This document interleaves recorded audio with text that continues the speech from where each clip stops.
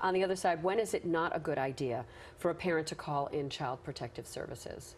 Well, you know, It sounds like you were speaking to that. It's Yeah. because it can really slow things down. Well, I mean, it's kind of a double-edged sword. I mean, you know, the law in New Jersey and the law in all states under the Federal Adoption and Safe Families Act does require that if you believe a child may be abused or neglected, you are required to notify the agency.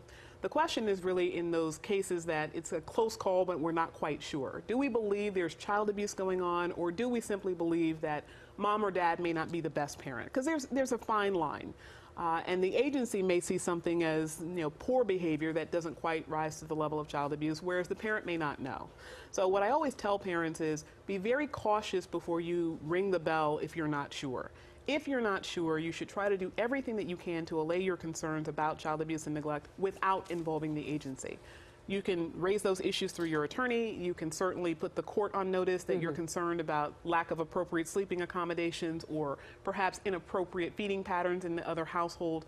You don't want to get to the point of being an alarmist and making allegations, because when you do that, people tend to discredit legitimate concerns that you have because they see you as someone who's simply making allegations to get a leg up in your custody case. And putting the parents aside in all of this and the legal proceeding going on in the courtroom, the kids are impacted by this. Absolutely. When you bring in Child Protective Services, even if the kids don't understand the difference between a government agency and a judge and an evaluator and a psychiatrist, they're being put through a lot more. Absolutely are. I mean, a stranger comes to your home and takes you away from your parent and says they have to ask you questions.